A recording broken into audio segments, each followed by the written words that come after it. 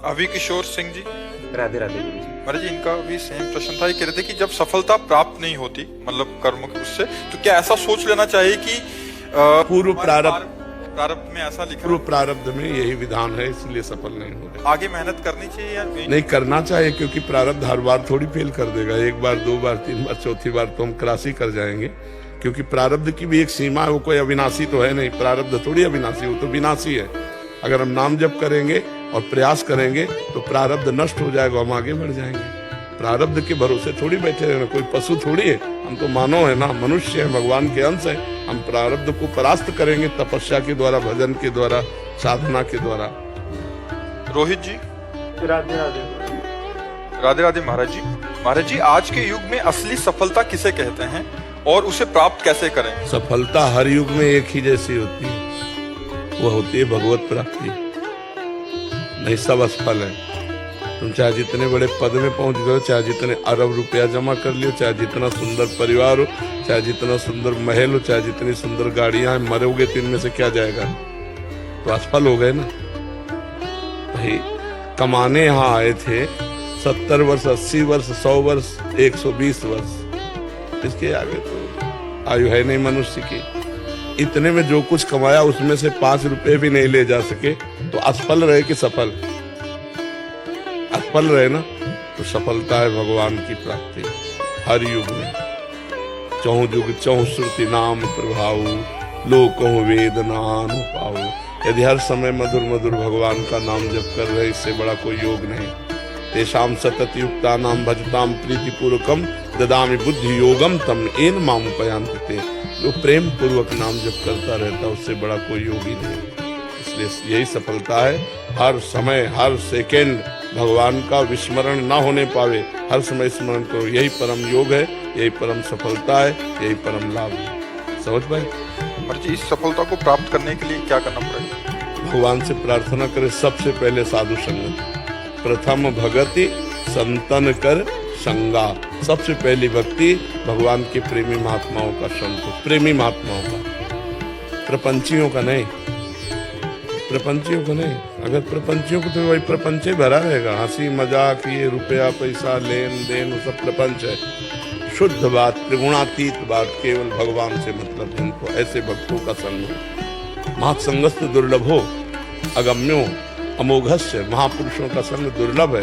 अगर मिल जाए तो निर्वाह करना कठिन हो, निर्वाह कर ले जाए तो परम पद निश्चित मिल जाएगा। तो भगवान से पहले प्रार्थना करे। प्रथम भगति संतन करे संगा, और दूसरी रति मम कथा प्रसंगा। दूसरी भगवान के चरित्रों का खूब स्वाध्याय करे, खूब श्रवण करे, खूब मनन करे। गुरुपद पंकज सेवा, तीसरी भक्ति अमान। श्री गुरुदेव भगवान के चरणों का आश्रय ले और मान रहित होकर गुरुदेव के चरणों की सेवा करे। चौथी भगत मम गुण गण करे कपट तज गान। चौथी भक्ति भगवान की लीला गुणों का कपट तज करके गान करे। कपट तज, लीला गुण भगवान के गा रहे, रुपया चाह रहे। चौथी भगत मम गुण करे कपट तज गान। मंत्र जाप मम दृढ़ विश्वासा। पांचवी भक्ति है मेरे मंत्र का निरंतर जाप हो और उसमें दृढ़ विश्वास हो। पंचम भजन सुवेद प्रकाशा।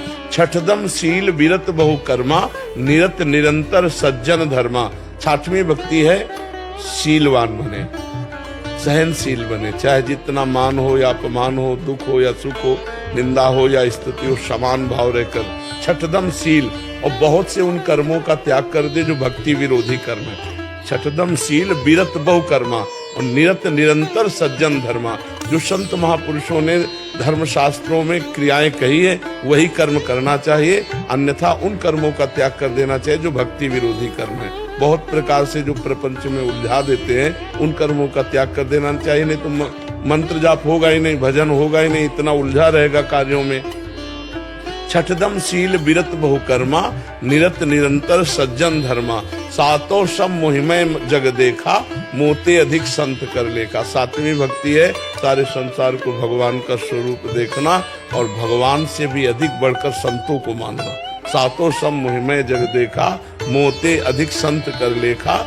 आठों जथा लाभ संतोषा, सपने नहीं देखे पर दोषा। आठवीं की ऐसी स्थिति बना ले कि जथा लाभ संतोष, सदा काहू सो कछु न चाहोगो। किसी से कोई मांग नहीं, जैसे हमें भगवान रख रहे हैं पर उसी स्थिति में हम राजी रहेंगे। ज्यों ज्यों राखत हो त्यों त्यों रहियत हो हरि, जोई जोई प्यारो करे सोई मोहि भावे। ये स्थिति। आठों जथा लाभ संतोषा, सपने नहीं देखे पर दोषा, स्वप्न में भी किसी के दोष न देखे। नवम सरल सबसन छलहीना, नवमी भक्ति है, पूर्णता है नवमी भक्ति। नवम सरल सबसल छलहीना, सरल स्वभाव न मन कुटिलाई, ये संतों का स्वभाव होता है। जो वाणी में वही हृदय में वही क्रिया में, इसे ठीक आचरण कहते हैं। वाणी में कुछ है, मन में कुछ चल रहा है, क्रियाएं कुछ हो रही हैं, ये कपटी पुरुष है। सरलता ये कि जो बोल रहा है वही आचरण कर रहा है, वही उसके मन में है। नवम सरल सब सन छलहीना, किसी से छल भरा व्यवहार न करे। और मम भरोस ही हर्ष न देना, दृढ़ मेरे पर विश्वास हो, ना हर्ष हो न शोक हो, ना कभी किसी के सामने अपनी दैन्यता प्रकट करे। भागवतिक दैन्यता अलग है, गरीबी वाली दैन्यता न प्रकट करे कि बाबूजी कुछ सहयोग कर दो, नहीं। मम भरोस ही हरस न दीना, वो ऐसी दैन्यता न करे, किसी के सामने हाथ न पसारे। तो भगवान सबको देने वाला है, जब देगा तो निहाल कर देगा।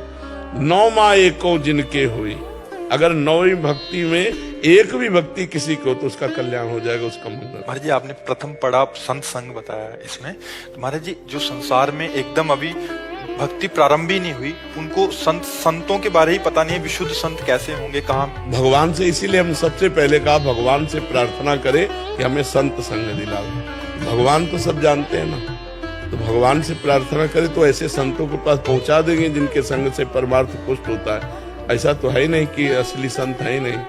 अगर नकली नोट है तो असली उसका होगा कहीं, खोजो। अगर नकली कोई वस्तु है तो असली तो होगी ही ना, उसको खोजो। जिन खोजा तिन पाइया, गहरे पानी पैठ। तो तुम नहीं खोज पा रहे तो भगवान से प्रार्थना करो। तो भगवान जब द्रवहि दीन दयालु राघो, तो साधु संगति पाइए, तो संतों का संग करा देंगे। और संत संग हो गया तो फिर नौ भक्ति आ जाए।